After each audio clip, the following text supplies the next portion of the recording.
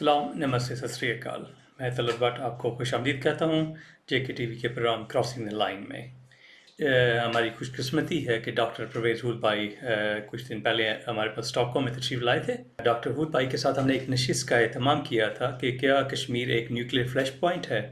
तो उसके बाद हमें लकीली हमें अपॉर्चुनिटी मिली कि हम उनसे बात कर सकें। जी डॉक्टर साहब, पहला सवाल जो मेरा आपसे है वो ये है कि आप कश्मीर का जो कॉन्फ्लिक्ट है या कश्मीर का कौमी सवाल है उसको आप कैसे देखते हैं? मैं समझता हूँ कि इसका जोर जबरदस्ती से कोई हल नहीं है। पाकिस्तान ने सबसे पहले 1947 में ये कोशिश की थी, फिर सन 65 में कश्मीर को आज़ाद करने के लिए हमने ऑपरेशन जिब्राल्टर का एहतमाम किया था, जिसके बाद जंग छिड़ गई।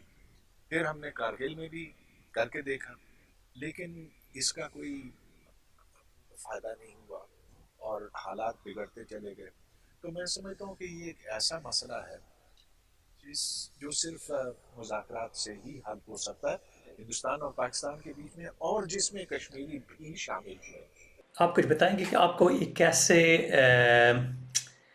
कश्मीर की जो फ्रीडम मूवमेंट है या कश्मीर की जो स्ट्रगल है उसमें कैसे दिलचस्पी पैदा हुई और आपको जो डॉक्यूमेंट्री बनाने का ख्याल जो है वो कैसे आया? हर पाकिस्तानी के लिए मैं समझता हूँ कि कश्मीर बहुत ज़्यादा अहमियत का हामिल है, इसलिए कि हमारी तमाम तवज्जो इस मसले के ऊपर मरकूज कर दी गई है।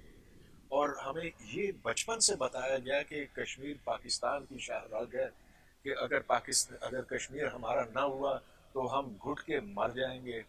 और इसी की खातिर फिर हमने 3 जंगें लड़ी हैं। जो दिफाई बजट है वो इतना बड़ा है कि दीगर ज़रूरियात के लिए कुछ रकम ही नहीं बचती, और एक जंग की जो फिजा बनाई जाती है मुसलसल, तो जाहिर है कि हर पाकिस्तानी फिर सोचता है कि आखिर इस मसले का हल क्या है। इस डॉक्यूमेंट्री का आपको रिस्पांस क्या मिला इंडिया, पाकिस्तान और कश्मीर से?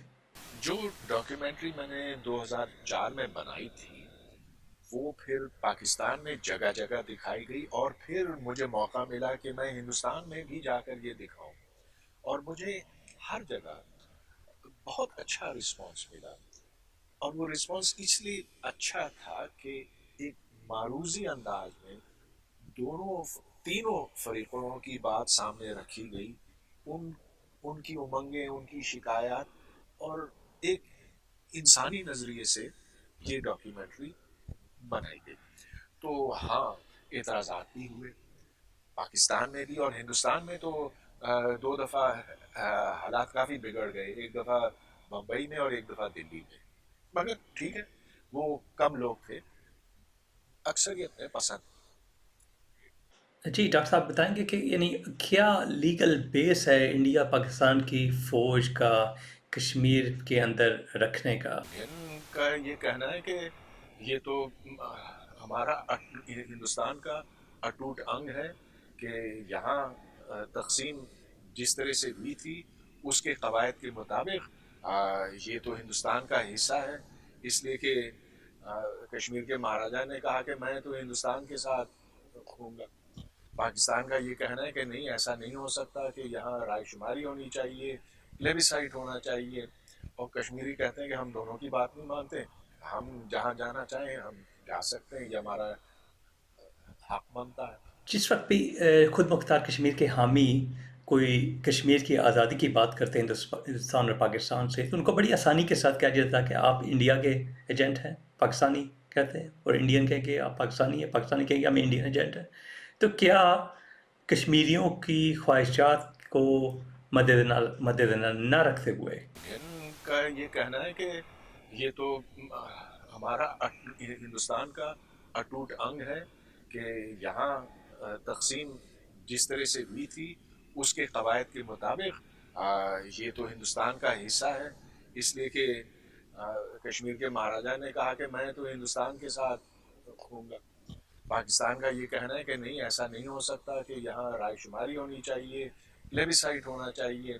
और कश्मीरी कहते हैं कि हम दोनों की बात नहीं मानते, हम जहाँ जाना चाहें हम जा सकते हैं, ये हमारा हक बनता है।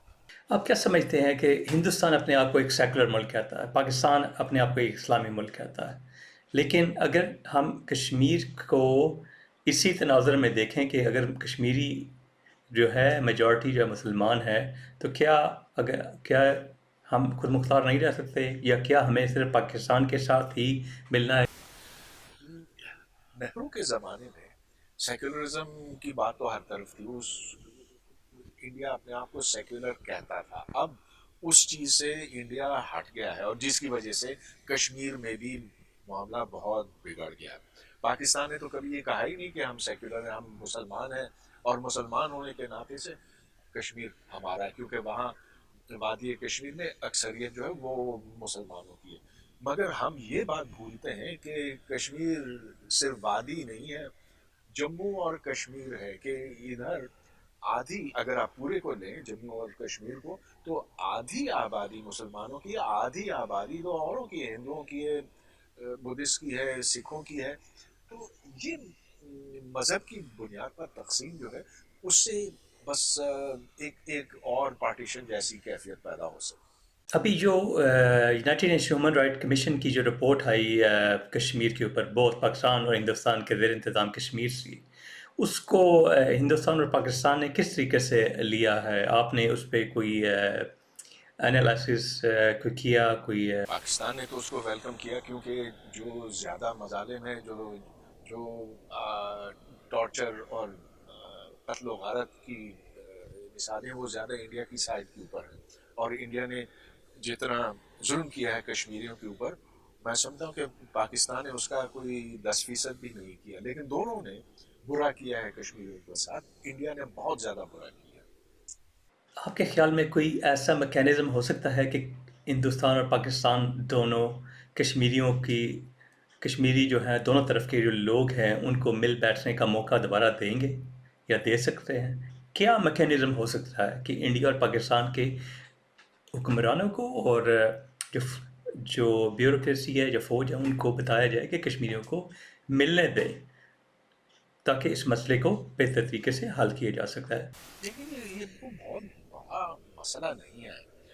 اگر آپ ادھر لائن آف کنٹرول پر کوئی نرمی پیدا کریں, اگر آپ کشمیریوں کو ادھر سے ادھر اور ادھر سے ادھر آنے دیں, اگر تجارت کی اجازت آپ دیں, تو جیسا کہ 2006 اور 2007 میں ہونے لگا تھا, تو ایک امن کی فضا بنی تھی. یہ نہیں تھا کہ اس وقت, ٹھیک ہے, جو بنیادی بات تھی وہ تو نہیں بدلی تھی کہ وہ انڈیا کے کنٹرول میں, یہ پاکستان کے کنٹرول میں, لیکن وہ کشیدگی نہیں تھی. اور یہ جو لائن آف کنٹرول کے پاس دونوں طرف گولہ باری ہوتی ہے, جس سے بے حساب نقصان پہنچا ہے دونوں طرف, اس چیز کو فی الفور روکنے کی ضرورت ہے. تو گویا آپ یہ کہنا چاہ رہے ہیں کہ جو جنرل مشرف کا جو فور نکاتی جو فارمولہ تھا, وہ موجودہ سچویشن سے بہتر تھا؟ ہاں بالکل, اس میں کوئی شک نہیں کہ بہت بہتر تھا. اور اگر مشرف نے فوج کو اپنے ساتھ لے لیا ہوتا, ان کو اپنے ساتھ شامل کر لیا ہوتا, اگر اس نے پاکستانیوں کو دلائل کے ذریعے سے یہ قائل کر لیا ہوتا کہ یہ ممکنہ حل ہے, اس سے آگے آپ کچھ نہیں ملنے والا, یہی ہے, اسی پہ قناعت کرو, تو پھر پاکستانی مان جاتے, ہندوستانی بھی مان جاتے. وہ وقت اچھا تھا. لیکن خیر, مشرف نے تو اپنے پاؤں پر کلہاڑی مار دی. پہلے اس نے لال مسجد کیا کیا, پھر جو, اور اس سے پہلے چودھری افتخار کو برطرف کیا, تو وہ کمزور پڑ گیا. لیکن میں سمجھتا ہوں کہ رستہ یہی ہونا چاہیے. اس اب آنے والی جو بھی حکومتیں ہوں گی پاکستان میں, انڈیا میں, ان کو یہی کرنا چاہیے جو اس وقت کیا گیا. ہوگا کہ نہیں یہ میں نہیں کہہ سکتا, لیکن ایسا ہونا چاہیے, کیونکہ اب یہ دیکھ لیجئے, نیوکلیر ویپنز کے ہوتے ہوئے اب بارڈرز آپ تبدیل نہیں کر سکتے. جو لکیر کھینچی گئی ہے وہ لکیر رہے گی. آپ اس کو اب تبدیل نہیں کر سکتے, نہ انڈیا کر سکتا ہے, نہ پاکستان کر سکتا. آپ کے کیا ویوز ہیں جو پاکستان کے زیر انتظام کشمیر ہے یا گلگت بلتستان ہے, وہاں پہ رائٹ آف سیلف ڈٹرمنیشن کی جو بات ہے وہ پاکستان کے ساتھ علاق تک مشروط کر دی جاتی ہے. جو بھی نیشنلسٹ فورسز ہیں ان کو الیکشن تک میں حصہ نہیں دینے دیا جاتا ہے.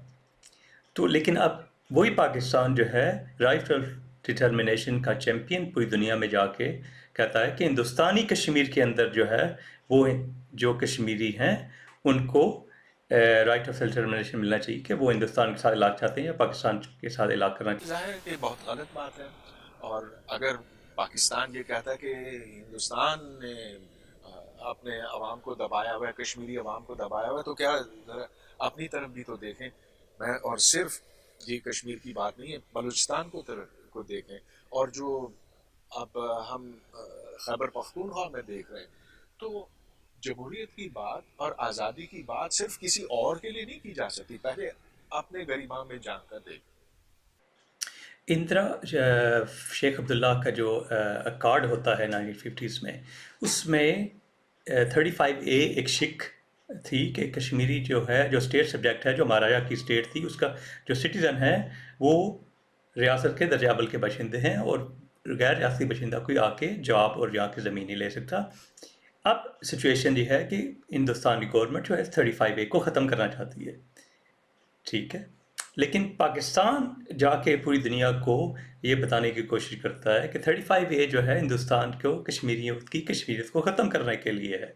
بٹ ایٹ سیم ٹائم ریاست کی اس طرف جو پاکستان کے زیر انتظام ہے، اس میں گلگت بلتستان سے جو اسٹیٹ سبجیکٹ ہے وہ ہٹا دیا جاتا ہے 70s میں، اور آزاد کشمیر کو بھی اس کو ختم کرنے کی بار بار کوشش کی جاتی ہے. تو یہ کیا ڈبل سٹینڈرڈ جو ہے، یعنی انڈین کشمیر کے اندر جو ہے اسٹیٹ سبجیکٹ جو ہے وہ ختم نہیں ہونا چاہیے، لیکن یہاں پہ جو ہے اس کا کوئی مسئلہ نہیں ہے.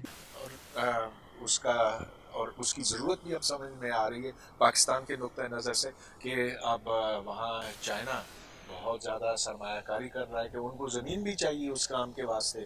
اور ہم تو خیر قوم فروش ہیں، ہم تو دے دیتے ہیں کسی کو بھی جو اس کی قیمت ادا کرے. مگر دیکھنا یہ ہے کہ جو مقامی لوگ ہیں وہ اس کے بارے میں کیا سوچتے ہیں.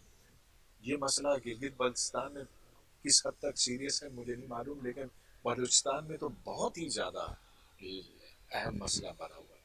کیا انڈیا اور پاکستان کی جو سول سوسائٹی ہے یا جو جن سرکل میں آپ بات کرتے ہیں یا اٹھتے بیٹھتے ہیں پاکستان اور آپ کے جو دوسری طرف ہندوستان کے جو سول سوسائٹی ہے، کہ وہاں کے لوگ کوئی ایسا کوئی کام کر رہے ہیں یا ہو سکتا ہے یا کیا ہونا چاہیے کہ کشمیر کے مسئلے کا کوئی دائمی حل نکالا جا سکے؟ آخر فیصلہ تو عوام نے کرنا ہے. اس کی وجہ یہ ہے کہ ذرائع ابلاغ میں جو دوسری طرف کی آواز ہے اس کو دبا دی گئی ہے. آپ کبھی کشمیر کے اوپر، بلوچستان کے اوپر، گلگت بلتستان، خیبر پختونخوا ادھر کی اور سندھ ادھر کے لوگوں کی آواز آپ اٹھنے ہی نہیں دیتے اس خوف سے کہ پاکستان ٹوٹ پھوٹ جائے گا. تو صرف ایک ہی آواز، اور وہ جو اسٹیبلشمنٹ کی آواز ہے وہی سنائی دیتی ہے. مگر یہ کوئی اچھی بات نہیں ہے. یہ ایک اس سے کوئی صحت مند معاشرہ نہیں پیدا ہوگا. اور میں سمجھتا ہوں کہ اگر ان میں دور اندیشی ہوتی، اگر یہ سوچتے کہ آئندہ پاکستان کی شکل و صورت کیا ہونی چاہیے اور کیا پاکستان کو بننا چاہیے، تو آزادی افکار ہمارے لیے ویسی ضرورت جیسے باقی دنیا کی. کچھ عرصہ پہلے ارون آدتیہ رائے نے انڈیا میں ایک آرٹیکل لکھا، اور ان میں لکھا انہوں کہ صرف کشمیریوں کو ہی آزادی نہیں چاہیے ہندوستان اور پاکستان سے، ہندوستان اور پاکستان کے لوگوں کو مسئلہ کشمیر سے آزادی چاہیے. یہ یعنی آزادی جو ہے وہ کیسے حل کریں گے؟ لیکن اس میں صرف کشمیر کا مسئلہ نہیں، اس میں پاکستان کی باقی قومیتوں کی بات بھی آتی ہے. ہر ایک کا اپنا ایک موقف ہے، ان کی اپنی شناخت ہے، اور اس کو قائم رکھنا ضروری ہے. لیٹ اے تھاؤزنڈ فلاورز بلوم، جیسا کہ چائنیز کہتے تھے. پاکستان کو بھی یہی کرنا ہے. اگر ہم نے بس کشمیر کی رٹ لگائی رکھی تو اس کا انجام یہ ہوگا کہ بس ہم اس کے سوا اور کچھ نہیں سوچیں گے، اور اس میں ہم پیسے جھونکتے چلے جائیں گے. اس سے بالآخر کوئی جنگ ہوگی اور وہ جنگ ایسی تباہ کن ہوگی کہ نہ انڈیا رہے گا نہ پاکستان رہے گا. تو اب ضرورت اس بات کی کہ ہم اپنے ہوش کو ٹھکانے لائیں.